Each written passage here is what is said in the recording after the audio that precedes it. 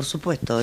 Primero estamos acá para repudiar enérgicamente la actitud de Gendarmería de la provincia de Chubut en connivencia con la Nación por los hechos acontecidos en la comunidad mapuche, con una salvaje represión. Irrumpieron llevándose sus animales para ritual, balearon balas de goma y balas de plomo. Se veían unas imágenes salvajes, tremendas, y bueno, queremos repudiar enérgicamente esa actitud, y lo han hecho como lo han hecho por siglos para adueñarse de las tierras de nuestros queridos hermanos aborígenes, más precisamente en este caso el señor Benetton, que bueno, gracias a Dios la justicia falló en contra de esa resolución que habían tomado por motus propio con la venia del señor presidente Mauricio Macri, porque tienen una relación de amistad. La justicia falló a favor de los hermanos mapuches, devolviéndole las tierras. O sea que con eso se le arruina el negocio inmobiliario a este señor Benetton. Por supuesto, eso nos alegra muchísimo, pero también queremos manifestar hoy aquí, porque se cumple un año de la detención ilegal de Milagro Salas, y con lo cual comunicar y comentar un minuto así nada más, que se va a hacer una gran manifestación enfrente del lugar donde se encuentra detenida, la cárcel de mujeres, y va a haber otra manifestación importante, multitudinaria, en la cual van a cortar el puente Pueyrredón, y enfrente de la cárcel donde está ella, la manifestación se va a hacer con una olla popular. Bien, hablando de manifestaciones, parece que entre las cuestiones que no trascienden cuando están alejadas de Buenos Aires, estamos hablando de dos casos que nombramos ahora, Jujuy y Chubut, como que cuesta enhebrar toda esa información que se haga carne y cuesta movilizar incluso en lugares alejados de las grandes urbes. Sí, yo quería resaltar como ejemplo la actitud de la gente del Bolsón, que se manifestaron 10.000 personas en un pueblo de 20.000. No está ajeno esto que ha sucedido con la comunidad mapuche, porque muchos de estos mapuches fueron a apoyar a la gente del Bolsón y alguien interpretó que podía ser una represalia por haber participado de esa masiva marcha. En este caso no era Benetton, sino era Joe Lewis, el amigo personal de Mauricio Macri, beneficiado por Mauricio Macri para poder hacer un emprendimiento allí en el Bolsón, que se iba a quedar con una cantidad importante de tierras. La gente está resistiendo. Me parece que es un momento de resistencia, y es cierto lo que vos decís, pareciera que en algunos lugares la distancia hace que se enfríe un poco la cosa, pero me parece que, parafraseando a Perón y también a Cristina Fernández de Kirchner, esta es la hora de los pueblos o la hora de los empoderados, como más te guste.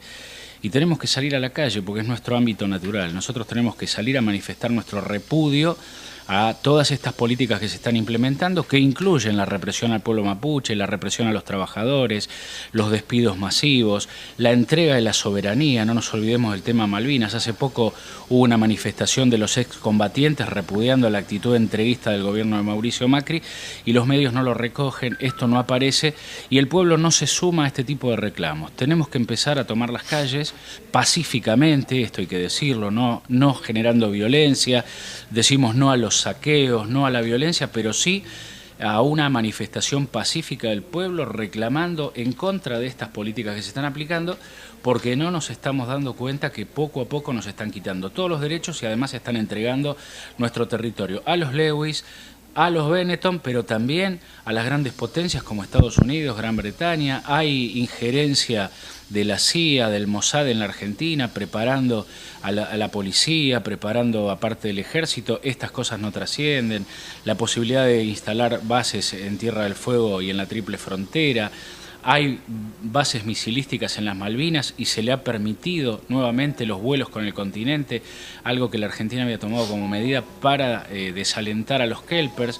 Bueno, realmente lo que está haciendo el gobierno de Mauricio Macri es muy rápido tratar de concretar lo que no pudieron hacer durante la dictadura de los 70 o durante las políticas vendepatrias de los 90. Lo están haciendo muy rápidamente. Y el pueblo tiene que reaccionar también rápidamente, porque si no, cuando nos va a pasar lo de Bertolt Brecht, ¿no? Hoy podríamos parafrasear a Bertolt Brecht diciendo, primero vinieron por los trabajadores, pero no nos preocupamos porque a nosotros no nos afectaba, no perdimos el trabajo. Después vinieron por las comunidades originarias y no nos preocupamos porque nosotros somos hijos de europeos. Bueno, un día van a venir por nosotros y va a ser demasiado tarde. Correcto. Si se suma Osvaldo Contreras para hablar un poco de lo que es el posicionamiento, más allá de las manifestaciones de repudio, tanto a políticas como a la cuestión específica de la represión en Chubut, porque ustedes se están juntando, incluso de distintas líneas políticas. ¿Cuál sería el posicionamiento general hoy que tienen como Frente Ciudadano?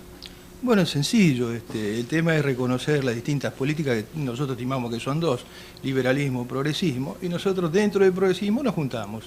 Entendemos que en los partidos hay izquierda y derecha, bueno, centro izquierda con nosotros, la derecha enfrente, y cotejemos cuáles son las ventajas para la sociedad en general, como país también, ¿no es cierto? O sea, la independencia política y económica de un país, que no es menor, este tema de los mapuches, todo tiene que ver con lo mismo.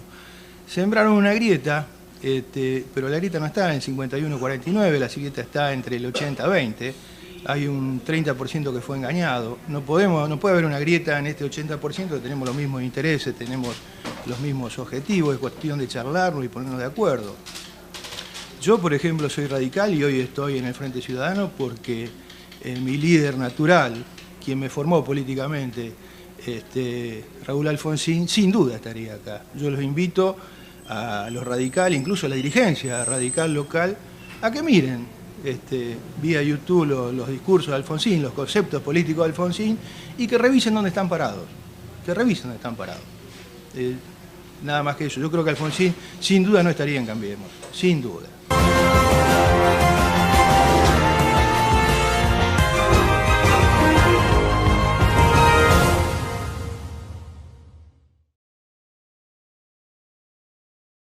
La gran cantidad de perros que hay en la terminal y en principio nadie parece generar demasiadas acciones para que esto no ocurra. Algunos perros no hacen nada, están ahí tranquilos, no molestan, otros sí, pero además hay gente a la que no le gustan los perros callejeros, esto es que le tiene miedo, y tiene todo el derecho del mundo de tenerle miedo, como para tener que convivir en el medio espacio.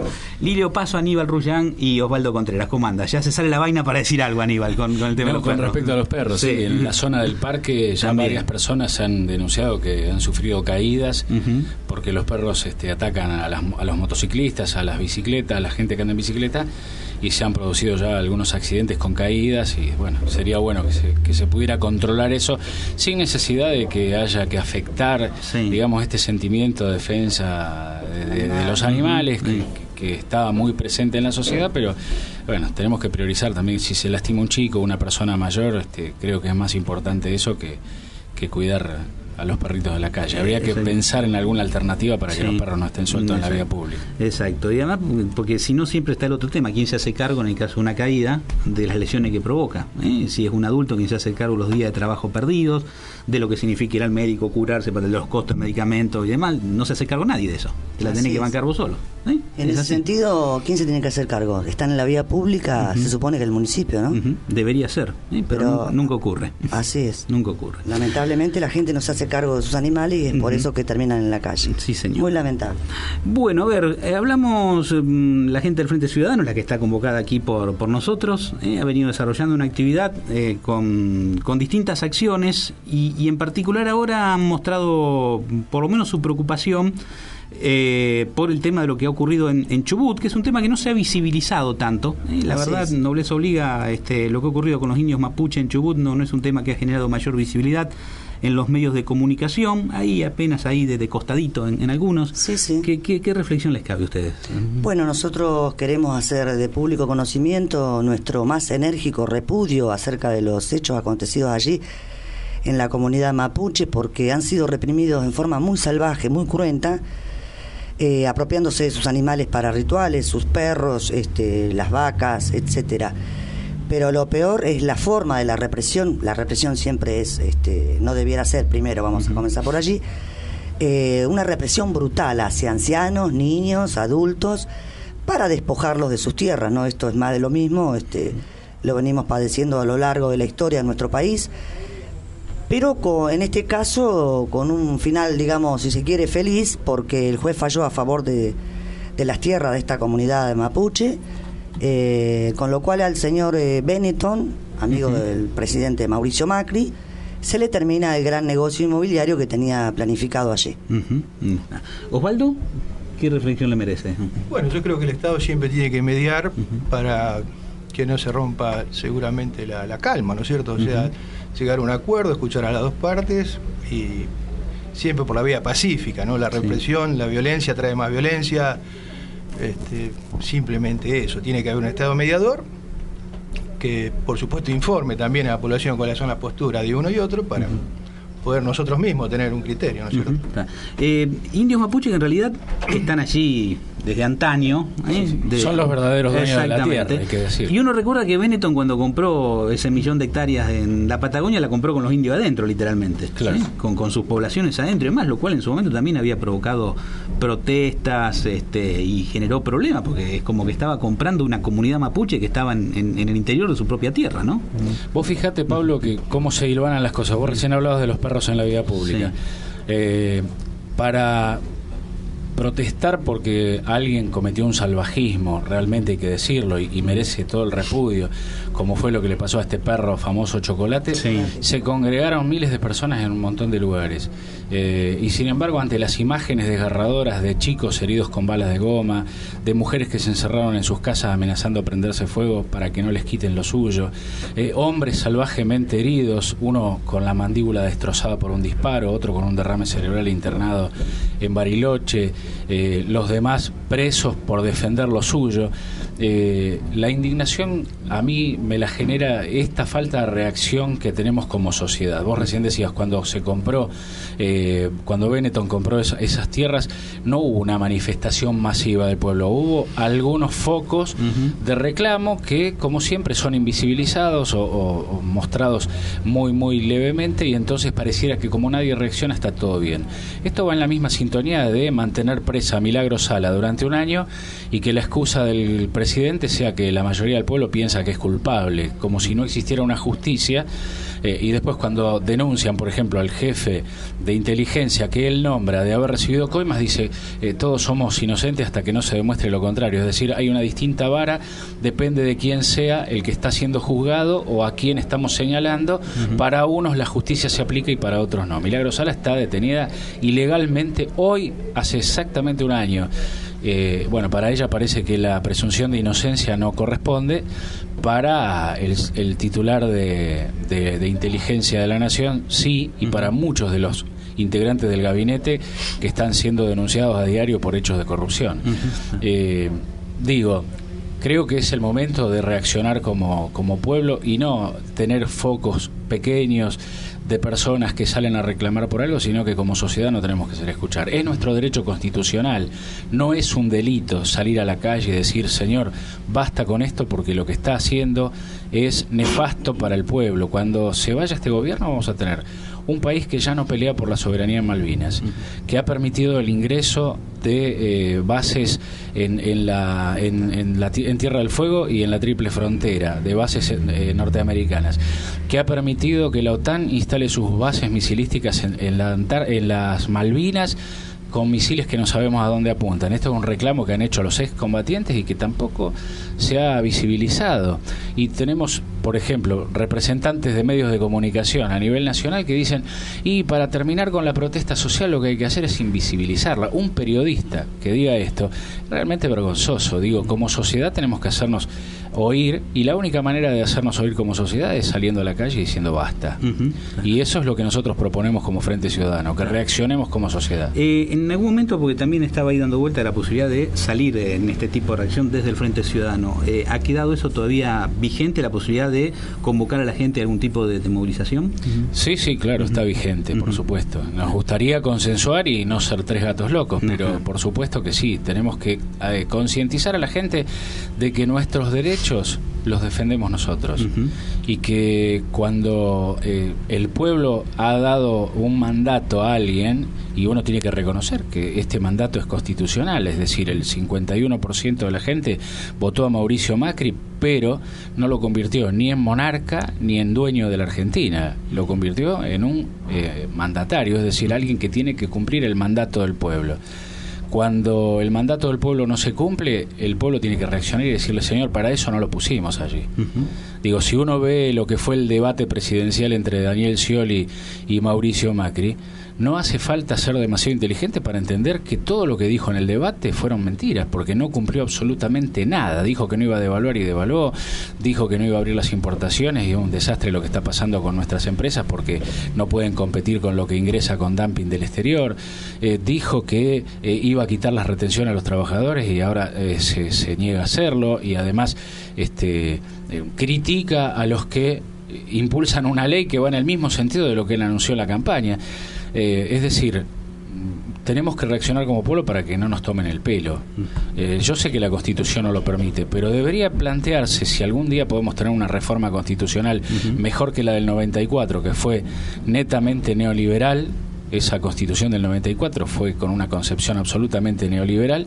Deberíamos plantearnos seriamente si no necesitamos hacer una nueva reforma constitucional, y en esa reforma plantear la revocatoria de mandato cuando hay incumplimiento por parte de la persona que hace una promesa en campaña y luego hace todo lo contrario, porque eso es engañar a la gente. Si yo te digo a vos, mira, te vendo esto porque tiene determinadas propiedades, vos me lo compras, y resulta que cuando lo vas a usar no hace nada de lo que yo te dije que hacía, vos me vas a demandar.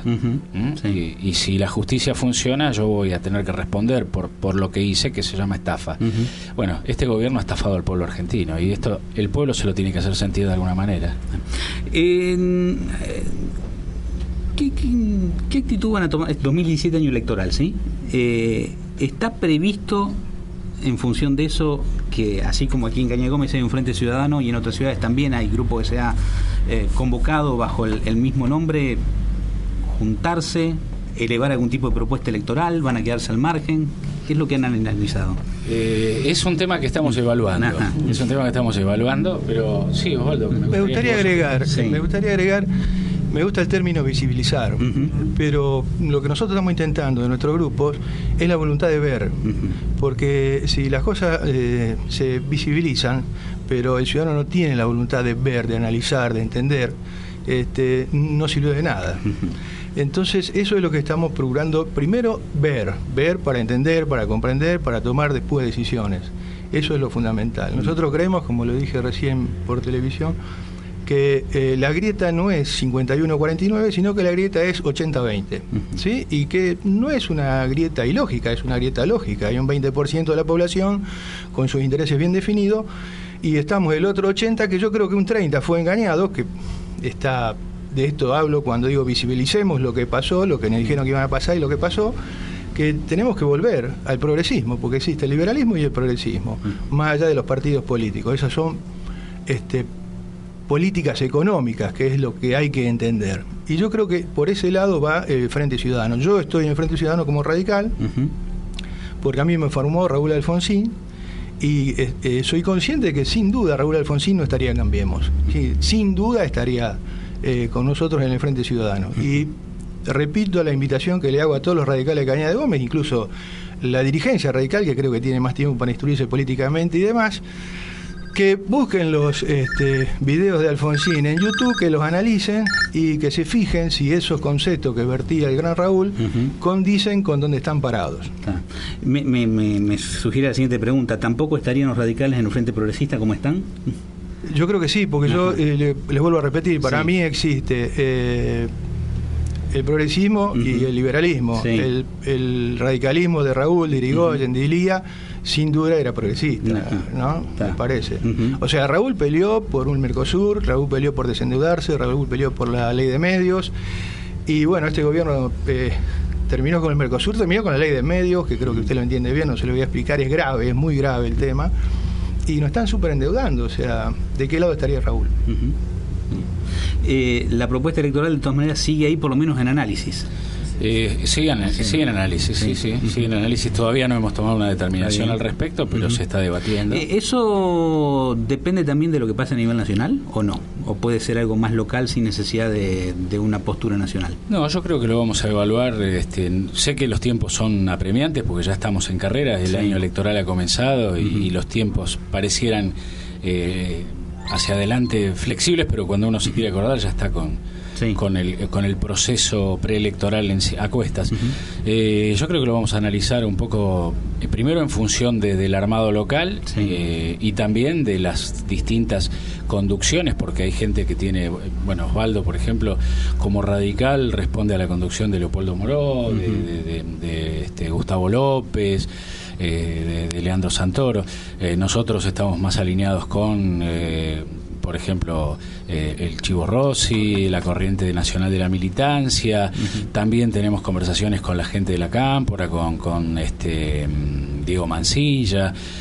Hay distintas vertientes, hay gente que responde a la conducción de Carlos Heller y también están integrando el Frente Ciudadano. Hay gente que es independiente, que no responde a ninguna conducción y también participa. Por lo tanto, creo que eso va a tener que ser evaluado entre el colectivo y ver si realmente hay interés de conformar alguna lista o de presentarse electoralmente o no, si hay que esperar más tiempo. Eso lo vamos a hablar no lo vamos a dejar para muy adelante. Es una conversación que la tenemos allí ya iniciada, pero que todavía no está resuelta, entonces anticipar algo al respecto sería un tanto apresurado. Pero que nos gustaría participar en la contienda electoral, desde ya te digo que sí. Pero digo, estoy pensando esto, si participan en la contienda electoral es porque evidentemente también tienen una visión de ciudad, ¿sí? Porque al ser elecciones locales uno necesariamente va a tener que participar con una visión de ciudad para conformar el electorado local. ¿Qué ven hoy de Cañada de Gómez, por ejemplo? Bueno, Cañada de Gómez... que hable Osvaldo, que conoce cosas que nosotros tal vez soy político, estamos aprendiendo. Pero Cañada de Gómez es un manojo de buenas intenciones, que bueno, muchas veces quedan ahí. Es un hacer por hacer, es lo que yo veo, ¿no? Como un proveedor ferretero, simplemente. No estoy adentro del municipio, pero yo creo que podría entregar más un gobierno de tantos años en el poder, ¿no es cierto? De ser lo que yo veo, una estructura más aceitada, una cosa que ya los trámites tengan un carril, que una organización, digamos, ¿no? Ya es tiempo que yo no la veo. Desde mi punto de vista, usted me pregunta a mí. Pues, por ahí dice proveedor ferretero, pero es ciudadano y es habitante de Cañada, y muchas veces padece por lo mismo que padece los mismos ciudadanos de Cañada de Gómez, o disfruta de las cosas que disfrutan los mismos cañadenses. Me interesa Cañada de Gómez, el patrimonio de Cañada de Gómez, y que en Cañada de Gómez se inviertan bien los dineros públicos, ¿no es cierto? Yo, con respecto a tu pregunta, como empleada municipal, hace 19 años que estoy trabajando en este municipio, como integrante, como ciudadana, pero como peronista y kirchnerista, reivindico estos últimos 12 años, me quedo con esa historia. Hay que decirlo, nobleza obliga, que Cañada de Gómez no ha tenido un viento de cola o no fue magia, como dice Cristina en sus discursos. Cañada de Gómez ha crecido gracias al dinero que siempre se le dio a la señora intendente o a su conjunto, a su equipo, cada vez que fue a solicitarlo allí a Nación. Tenemos una obra del arroyo y un túnel de calle Moreno que es impresionante, son obras monstruosas y que se hizo gracias al dinero que vino del gobierno de Néstor primero y luego de Cristina. Y eso hay que decirlo. No me gusta cuando la intendente sale a los medios y dice los otros, para evadir nombrar al kirchnerismo. Le da lo mismo que venga un Miguel Liftin a traer una obra bajo el brazo, y no me gusta cuando no se reivindica o no se dice desde dónde vinieron los fondos. Aquí eternamente existió esta puja por esconder la pertenencia política, siendo que todos saben que pertenecen al Frente para la Victoria y que la gente no es estúpida, no es idiota, sabe que Cañada ha crecido. Por un lado, hay que decirlo, la señora intendente, tiene una gran capacidad de gestión, pero no fue magia. El dinero vino de Nación y todo lo que se logró en Cañada de Gómez fue gracias a eso. Obviamente hay otras obras más pequeñas que se han hecho con los aportes de los vecinos, pero lo grosso fue lo que vino de Nación, y eso hay que decirlo. En lo personal me enoja esa cuestión cuando no se reconocen las cosas y no se dicen por su nombre. Me parece que es una época donde hay que darle, digamos, la oportunidad a otras caras, a otra gente con otras visiones, y dejarlo ser. También debo decir que Clerici no ha formado un gran equipo, si bien tiene gente muy valiosa alrededor. Mi opinión es que nunca dejó crecer a nadie a su alrededor. Así también lo hizo en la planta de los empleados, por ejemplo, municipales, que no se le dio la oportunidad de crecer, de concursar como corresponde. Pero creo que debieran avecinarse tiempos, aires de cambio para Cañada de Gómez. Creo que es hora y es oportuno de que se le pueda dar paso a otras generaciones, a otra gente, con otra visión, con otras ganas, con las verdaderas convicciones, como digo yo. Porque acá tenemos los sin bandera, y es claro y se ve quiénes son los sin bandera, o aquellos que le queda bien cualquier bonete. Nosotros vamos al frente y la peleamos y la luchamos desde donde militamos. Somos peronistas, kirchneristas, y tenemos siempre nuestras convicciones en alto, pero recogemos y reivindicamos al campo nacional y popular que condujo los destinos de este país, primero Néstor y luego Cristina, y en esa sintonía recogemos el guante y allá vamos. Me gustaría agregar algo, dale. ¿no es cierto? En base a lo que ella hablaba y la pregunta que usted me había hecho, que yo hice una respuesta más de la mecánica de trabajo. Políticamente y electoralmente, Cañada Gómez es muy extraño, muy extraño porque, como decía Lilian, de Nación nos solucionan el tema de la represa, nos solucionan el tema del túnel, 100 cuadras de pavimento, o sea, un sinfín de cosas que yo estimo que es mucho el caudal electoral del Ejecutivo local.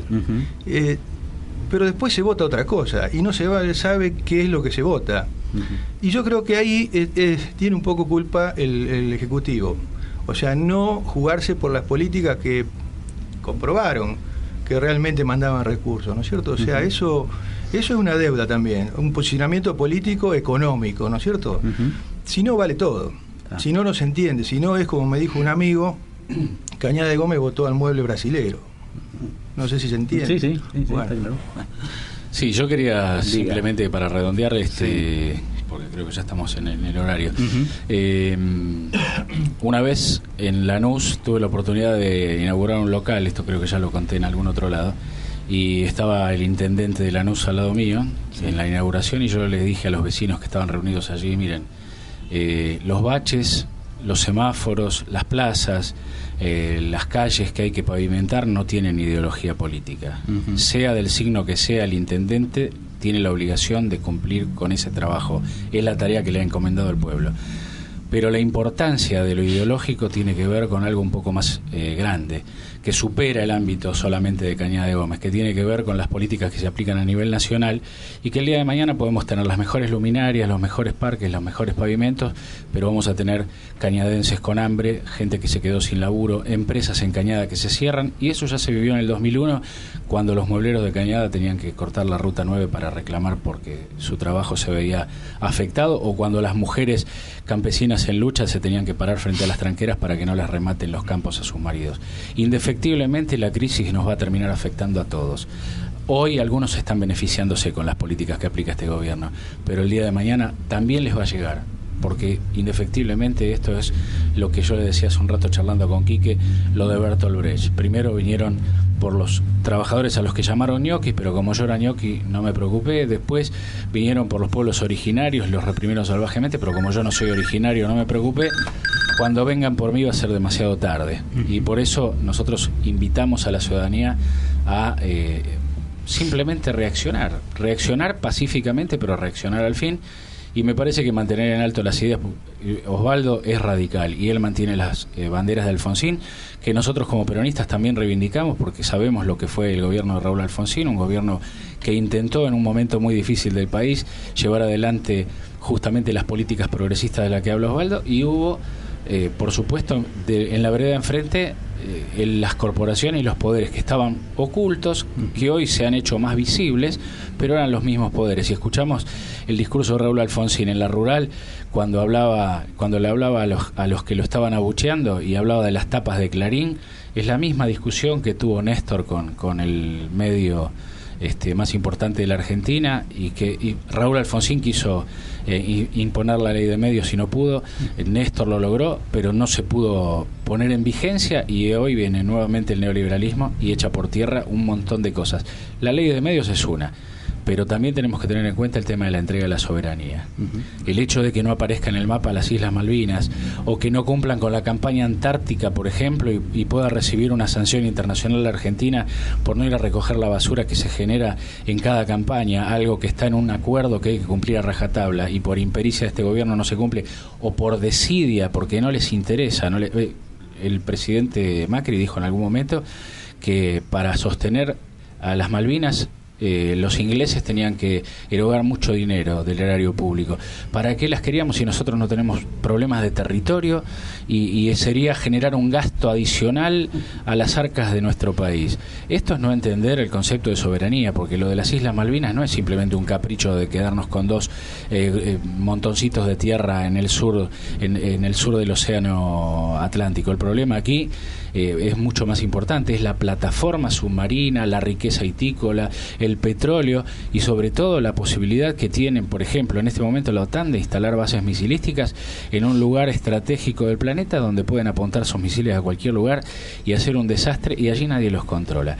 Para hilvanar toda esta historia, vos fíjate, Luis y el Bolsón, Reacción Popular, Benetton y la comunidad mapuche, desde los campos de Luis despegan y aterrizan aviones en un aeropuerto que nadie controla, no hay aduana, no se sabe a dónde van, y cuando la Argentina había sancionado a los Kelper impidiendo los vuelos desde el continente, desde la tierra de Luis salían aviones que proveían a los Kelper de las cosas que nosotros no les queríamos enviar.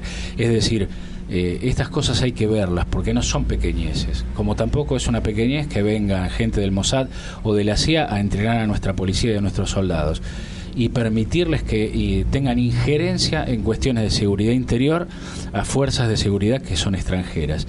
Vamos a poco parecernos mucho más a lo que está sucediendo en África o en Medio Oriente, y creo que ese es el objetivo de las grandes potencias. ¿Por qué? Porque la Argentina tiene agua potable en cantidad que otros países no tienen, tiene petróleos, recursos naturales, producimos alimento para 5 Argentinas y tenemos argentinos que padecen hambre.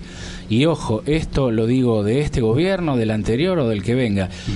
No puede ser que un país que produce alimento para tantos millones de personas tenga gente que todavía está padeciendo hambre en algunos lugares de su territorio. Y esto lo tenemos que resolver. Creo que más allá de los errores que se pudieron haber cometido en los 12 años del gobierno kirchnerista, que los hubo, seguramente, me parece que lo que tenemos que tener en cuenta es que el rumbo político y económico que se había tomado era el correcto, y eso es lo que no debemos abandonar. Si no les gusta Cristina, si no les gusta Scioli, lo que tenemos que mantener es la línea de esa política. Hoy nosotros tenemos como referencia a Cristina, y creemos que es la única que hoy por hoy, junto a quienes la acompañan, a Leopoldo Moró, a la gente del socialismo que está dentro de lo que es el Frente para la Victoria, a la gente que está con Martín Sabatella, que vienen de la izquierda, el Nuevo Encuentro, todas las vertientes que conforman hoy y siguen integrando el Frente para la Victoria, hoy un poco más ampliado como Frente Ciudadano a nivel nacional. La idea es esta, y creo que Cristina lo dijo muy claro en su discurso. Acá no importan los nombres, lo que importa es defender los derechos conquistados y avanzar en las políticas económicas que son para el bien de todos los argentinos y para la grandeza de la patria. Si podemos parafrasear algo que nos señalan las 20 verdades peronistas, en las que nosotros los peronistas nos referenciamos, es que nuestro propósito es una Argentina justa, libre y soberana. Creo que nadie puede estar en contra de ese objetivo, piense como piense. Muchísimas gracias.